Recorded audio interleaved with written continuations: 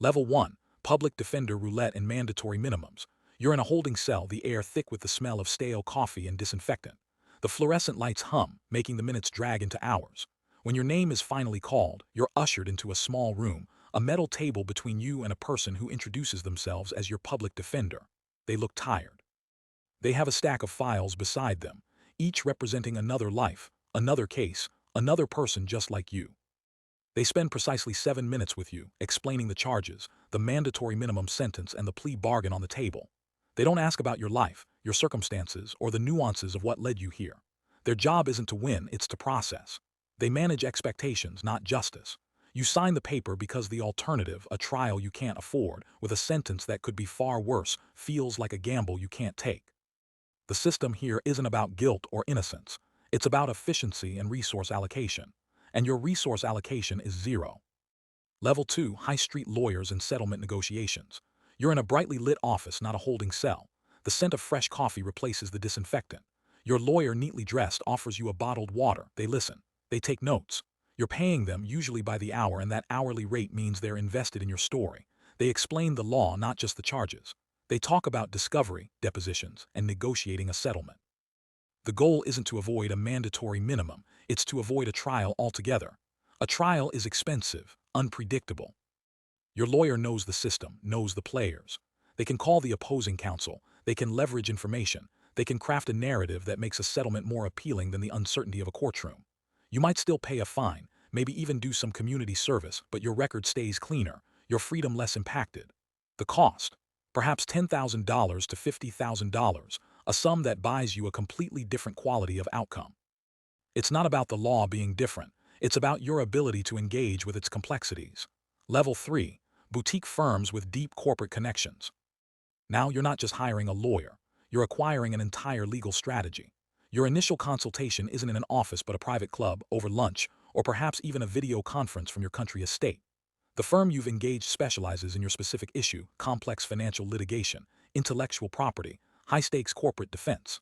The lead partner, a name you recognize from legal journals, has a Rolodex filled with judges, prosecutors, and regulatory officials. They don't just know the law. They understand the unwritten rules, the political currents, the personal relationships that influence outcomes.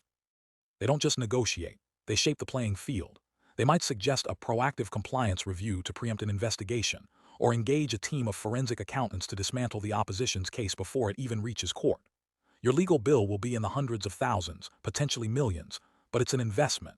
An investment in protecting your assets, your reputation, your future. The objective is not just to win, but to ensure the problem never truly manifests publicly. The whispers in the corridors of power are more potent than any gavel. Level 4. Top-tier legal teams with political leverage.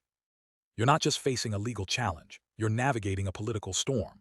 The firm you retain is a household name, their partners frequently appearing on cable news, their opinions shaping public discourse. Your initial meeting isn't about charges or settlements, it's about crisis management, public relations, and strategic influence. They assemble a bespoke team, a former attorney general as lead counsel, a media guru to manage the narrative, and a lobbying firm to work Capitol Hill. They understand that perception is paramount, and that a legal battle can be won or lost long before it ever sees a courtroom. They don't just file motions, they strategize legislative amendments. They don't just depose witnesses, they cultivate relationships with key congressional staffers. Your legal team works in parallel, one track meticulously building your defense, the other subtly shifting the political and regulatory landscape to your advantage. They might commission a study that supports your position, fund a think tank that aligns with your interests, or even orchestrate a public awareness campaign that frames the issue in a light favorable to you. The cost is astronomical, easily tens of millions, but it's not merely for legal defense. It's for systemic influence, for shaping the very environment in which justice operates. They don't just win your case, they rewrite the rules of engagement, ensuring that future challenges will find a more favorable terrain. The goal here isn't just to be innocent, it's to be indispensable, to make the system unable to function without your continued presence. You are not just a client, you are an interest group, and your legal team is your instrument of power. They ensure the machinery of government grinds to a halt without your approval, or more subtly, that it smooths the path for your continued advancement. Level 5. The untouchable, total immunity through absolute capital influence.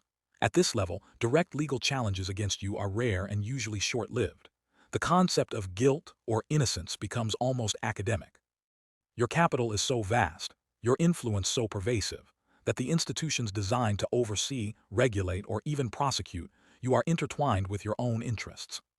You don't hire lawyers to defend you from a charge.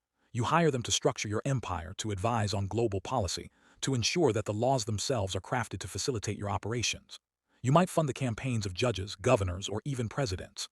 Your donations to charities, universities, and cultural institutions create a web of goodwill and obligation. If a minor legal issue arises, it is quietly managed long before it escalates. A phone call, a carefully worded statement, a strategic partnership, these are the tools. The law for you isn't a set of rules to be followed, but a system to be architected. You are not just above the law, you are, in many ways, its silent co-author. The concept of a trial is an anachronism. Any potential threat is neutralized through preemptive influence, economic leverage, or a simple, undeniable fact. The disruption caused by challenging you would be far greater than any perceived transgression. You exist in a sphere where the very notion of accountability is reshaped by the sheer scale of your impact. The $4 negative balance and the $35 fee that started this journey, they are the fuel for a system designed to protect those who control its very levers. The law, then, is not blind. It is acutely aware of the weight of money, and it bends, gracefully, inevitably, to its will. You began with an overdraft.